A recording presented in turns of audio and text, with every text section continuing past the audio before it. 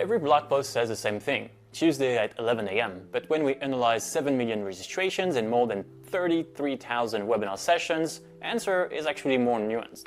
In this video, I'll explain the best day and time to host your webinar.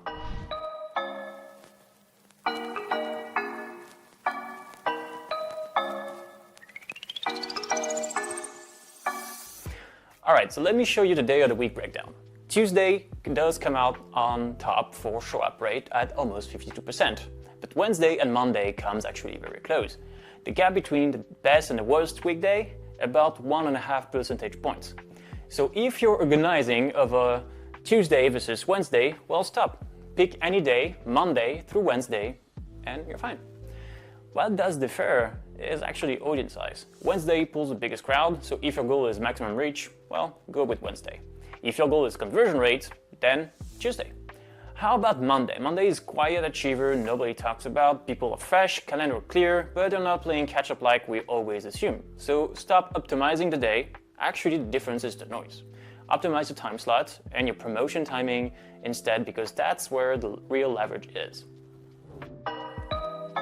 So now what's the best time to run your webinar? Across datasets, 11 a.m. and 2 p.m. Eastern Time consistently outperform every other slot. Avoid anything before 10 a.m. and 4 p.m.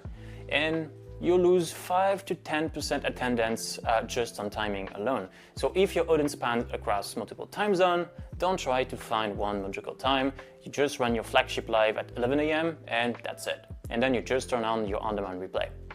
Our data shows that this is where engagement happens, making the replay available instantly after the live session.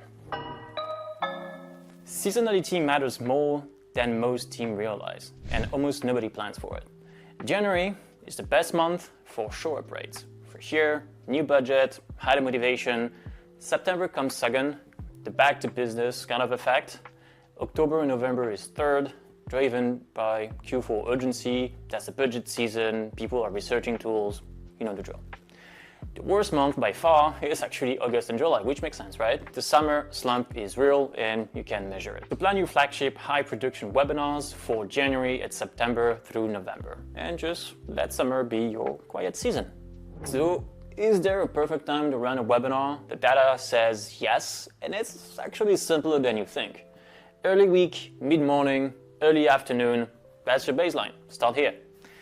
But here's the real unlock.